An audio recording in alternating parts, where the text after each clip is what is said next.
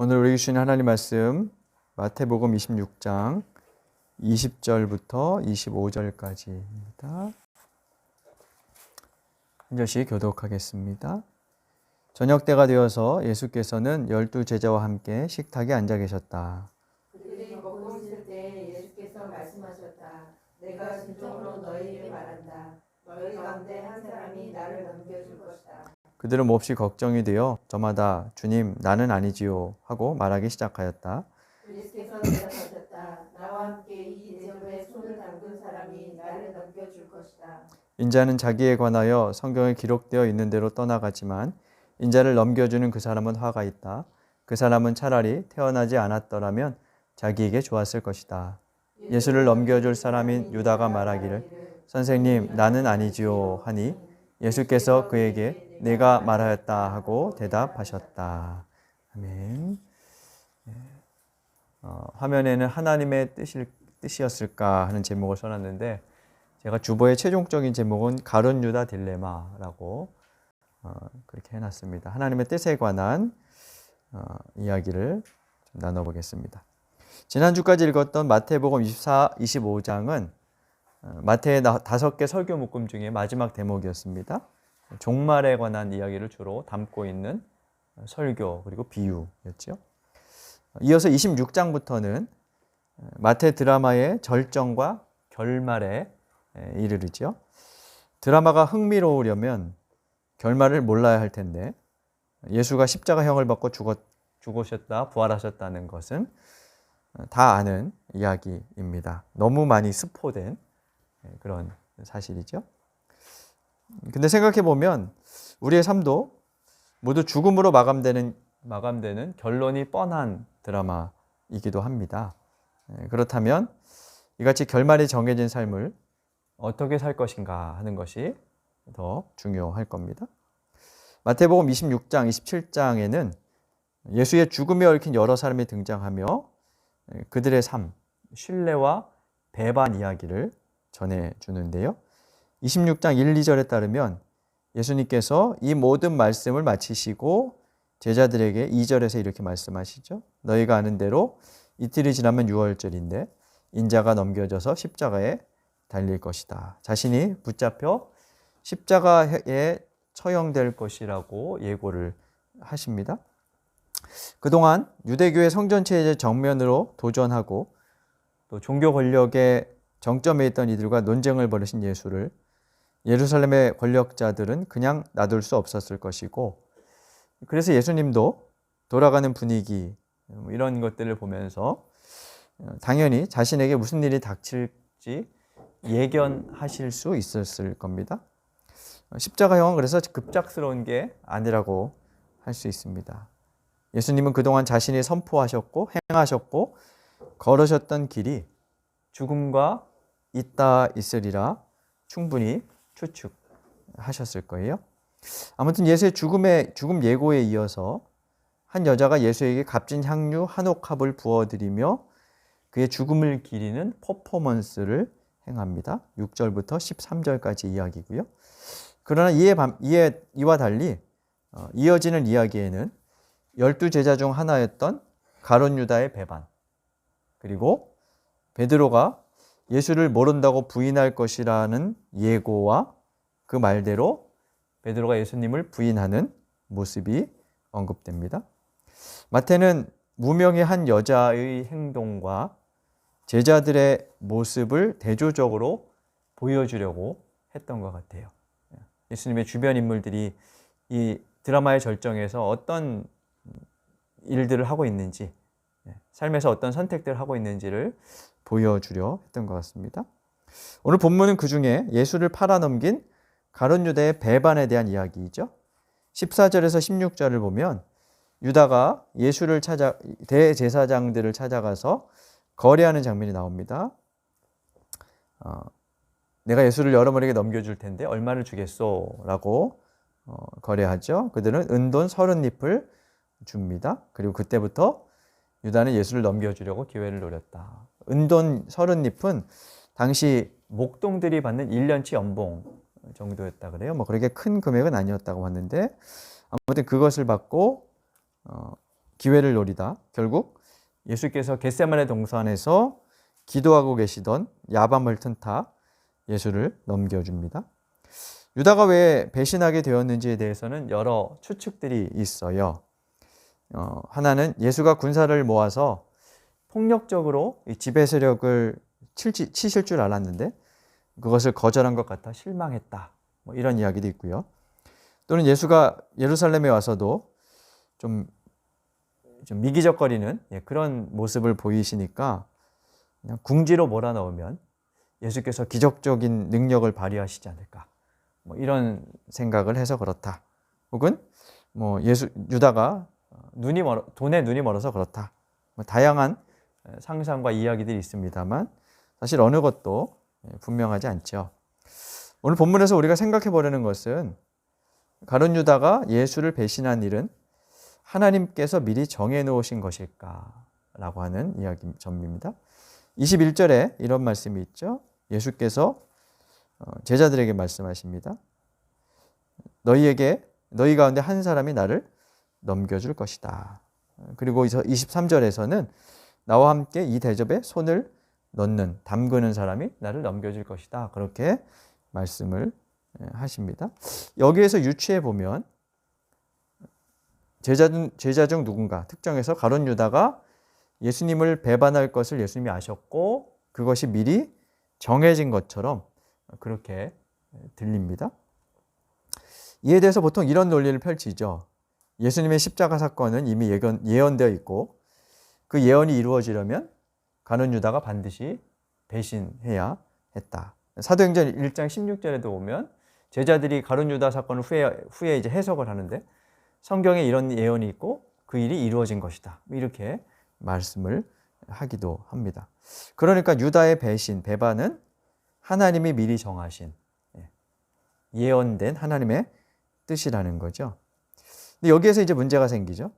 하나님께서 유다가 이제 배신하도록 그렇게 정해 놓으셨다면 그를 향한 어떤 책망, 경고, 심판도 성립되지 않습니다. 하나님이 정해 놓으신 하나님의 뜻인데 그것에 대한 책임은 하나님께 있지 인간에게, 그러니까 유다에게 있는 것이 아니기 때문이죠. 그래서 여기에서 하나님의 뜻과 주권의 문제, 그리고 인간의 자유의지라는 논리적인 모순의 딜레마가 존재하게 돼요. 우리가 하나님에 대해서 여러 가지 고백을 합니다. 하나님이 이런 분입니다. 저런 분입니다. 라고 고백을 하는데 그 내용 중에는 하나님은 인간의 역사를 주관하시는 분이라는 그런 고백이 있죠. 하나님의 통치는 초월적이고 현세적이며 우주적이다. 모든 영역에 미치고 역사를 하나님께서 이끄시고 따라서 모든 것이 다 하나님의 뜻이다 라고 하는 것입니다. 이 말이 여러분 어떻게 들리시나요? 많이 들어오시던 말이고 통상 우리가 정답으로 그렇게 인정을 합니다. 그런데 그 말은 그렇게 단순하지 않습니다. 모든 것이 하나님의 뜻이라는 말을 일방적으로 밀고 나가다 보면 이 땅에서 일어나는 악한 일, 인간에게서 벌어지는 참혹한 현실이 다 하나님께서 일으키신 것이라는 단순한 결론에 도달하게 되기 때문입니다. 만일 세상에서 벌어지는 참혹한 일들이 하나님이 일으키셨거나 일으키진 않더라도 허용하신 거라면 어떤 질문을 하게 되냐면 하나님이 과연 선한가? 라는 질문을 하게 돼요. 근데 반대로 하나님의 뜻이 아님에도, 그러니까 하나님이 원하지 않았음에도 불구하고 그런 일들이 일어나는 것이라면 하나님이 과연 역사를 주관하시는 분인가? 하나님이 정말 전능하신 분인가 하고 의심하게 되죠. 진퇴양난이죠. 그래서 어떤 분들은 이런 문제를 애써 외면합니다. 하나님의 숨겨진 뜻을 인간이 다 알 수 없다. 이런 말로 덮으려 합니다. 알 수 없고 설명할 수 없지만 어쨌든 모든 것이 하나님의 뜻이라 간단히 말하고 더 이상 이야기하지 않는 거죠. 어려운 일을 당한 사람들을 위로할 때 보통 이런 말을 합니다. 우리가 모르는 하나님의 뜻이 있겠지요. 근데 이것은 여러 번 말씀드리지만 전혀 위로가 되지 않습니다. 특히나 우리가 겪는 그 일에 우리가 그 일의 피해자이거나 피해자의 가족이거나 당사자와 아주 가까운 주변 일이라면 내가 겪는 일, 우리 가족이 겪는 일이 하나님의 뜻이라 쉽게 받아들일 수 없고 위로가 될 리는 없습니다. 그런 이야기들은 신앙에 도움되지도 않고 상대에게도 위로가 되지 않죠. 여기에는 우리가 하나님의 뜻을 말할 때 반드시 고려해야 할 요소들을 간과하기 때문에 벌어지는 현상입니다. 하나님의 뜻을 말할 때 고려해야 할 대상들이 있는데요. 그것은 하나님을 대적하는 사탄, 그리고 하나님과 사탄 사이에서 선택하는 자유의지를 가진 인간, 그리고 자연 법칙에 따라 반응하는 피조 세계입니다. 세 주체, 하나님까지 네 주체 가운데 하나님을 빼고 세 주체 가운데 가장 큰 힘을 가진 것은 아마 사탄일 겁니다. 사탄은 결코 하나님께 필적할 만한 힘을 가지지는 않았습니다. 예수님의 사건으로 사탄의 권세는 결정적으로 거세되었기 때문이죠. 그러나 그럼에도 불구하고 사탄은 인간의 역사에서 여전히 막강한 힘을 행사하는 것처럼 보입니다. 그 이유는 인간의 선택 때문이죠. 우리가 스스로 죄의 세력에 굴복하여 그 지배에 우리의 삶을 끌어들일 때 인간 역사에서 사탄은 마치 하나님과 같은 지배력을 행사하게 됩니다. 이런 일들이 가능한 것은 하나님이 우리 사람을 자유의지를 가진 존재로 만드시고 그 자유를 존중하시기 때문이죠. 우리는 하나님의 주대심과 죄의 지배 사이에서 선택하며 살아갑니다. 그 선택이 곧 자유입니다. 그리고 그 자유로 인해 인간의 역사에는 복잡한 선택의 가능성들이 공존하게 되며 인류 역사에서 일어나는 모든 일들이 다 하나님의 뜻이라고 단순히 주장할 수 없게 됩니다. 거기에 한 가지 더 할 수 있는 것이 피조세계의 자연 법칙입니다. 부실한 자재로 건물 지으면 오래가지 못하고 유통기한이 많이 지난 음식을 먹으면 배탈이 납니다. 환경을 오염시키고 생태계를 교란시키면 지구도 병들 수밖에 없고 그 결과를 우리 인간이 고스란히 받을 수밖에 없죠. 자연 법칙입니다. 그 자연 법칙을 무시하거나 교란시킴으로써 이 땅에 수많은 환경 재앙, 자연 재앙이 유발되고요. 우리가 벌이는 일입니다. 그래서 우리 주변에서 그리고 인류 역사에서 일어나는 일들이 왜 일어났는지를 이해하기 위해서는 반드시 이 네 가지 주체들을 함께 고려해야 돼요. 어느 하나만을 일방적으로 몰아가다 보면 반드시 오류에 빠질 수밖에 없습니다.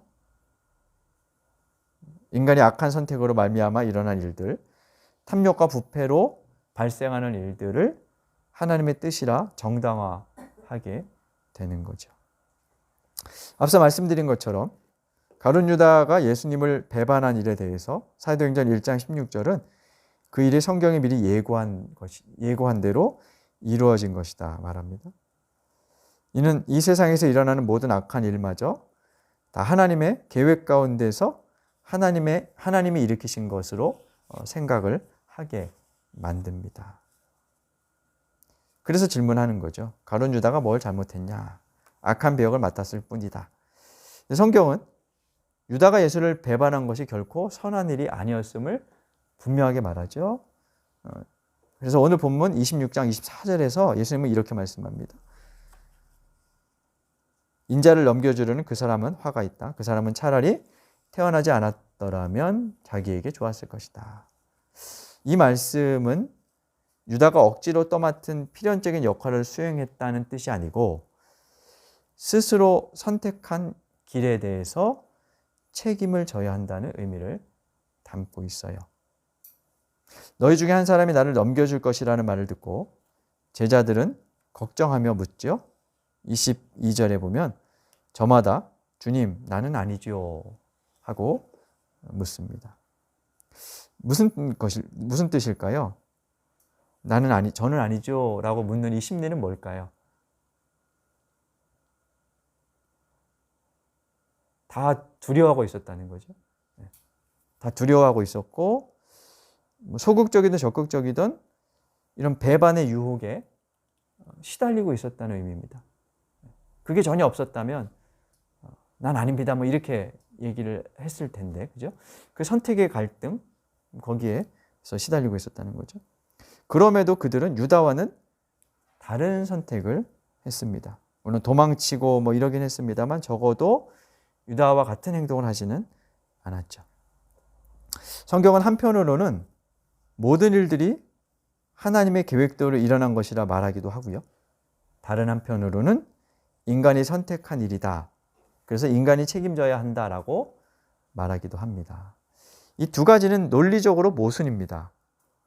신학적으로는 하나님의 주권과 인간의 자유의지라는 원리. 근데 이 두 가지가 서로 부딪혀요. 그래서 어떻게 조화시키느냐에 따라서 입장의 차이가 조금씩 있는데요. 우리가 속한 장로교는 하나님의 주권을 좀 더 강조하는 교단이고, 그리고 감리교 같은 경우는 인간의 자유의지를 조금 더 강조하는 입장입니다. 그러나 장로교든 감리교든 완벽한 답을 내지는 못합니다. 애초에 불가능한 시도이기 때문이죠. 논리적으로 모순되는 것들을 성경은 둘 다 말해요. 그래서 이제 성경을 해석하거나 읽을 때 조금 어려움이 있는 거죠. 어쨌든 둘 다 말하기 때문에 우리는 둘 다를 붙잡고 논리적인 역설, 긴장 그 속에서 살아갈 수밖에 없습니다. 그럼에도 두 원리의 긴장 관계를 무시하고 하나님의 주권이라는 하나의 원리만을 붙들고 피상적으로 단순하게 생각하다 보면 하나님의 뜻이라는 명분으로 폭력을 휘두르게 되고요. 인간의 자유의지만을 강조하다 보면 하나님의 섭리를 무시하는 결과를 초래하게 되죠. 어떻게 살아야 할까요? 우선 저는 하나님의 뜻이라는 단어 앞에 우리가 좀 더 겸손해질 필요가 있다고 생각합니다. 그리고 매 순간 우리의 자유의지에 따른 선택이 선한 것이기를 바라는 마음으로 묻고 기도하며 조심스럽게 발을 디뎌야 하리라 생각합니다. 홍순관님의 글처럼 우리는 아무것도 모르고 종종 아무것도 아니며 자주 내가 너무 작다는 것을 느낍니다. 그럼에도 선한 의지를 발휘하여 하나님의 편에 서고 그를 따르려고 할 때 저 너머 더 깊은 하나님의 뜻이 보일 것이고 우리 삶에 하늘의 시간이 펼쳐질 것입니다. 자유함을 가지되 그 자유가 하나님의 뜻에 더 가깝게 다가가는 도구가 될 수 있도록 그렇게 살아가시는 우리가 될 수 있기를 간절히 바랍니다. 주신 말씀 되새기며 다짐의 기도 드리겠습니다.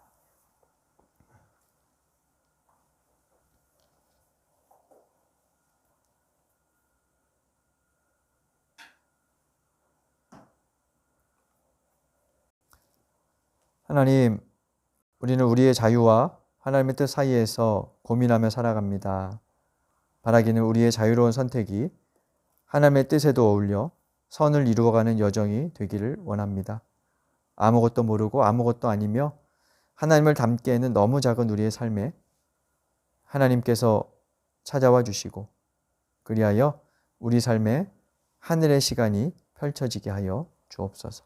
저 너무 더 깊은 하나님의 뜻과 마음을 알 수 있도록 도와 주옵소서. 예수님 이름으로 기도드립니다. 아멘.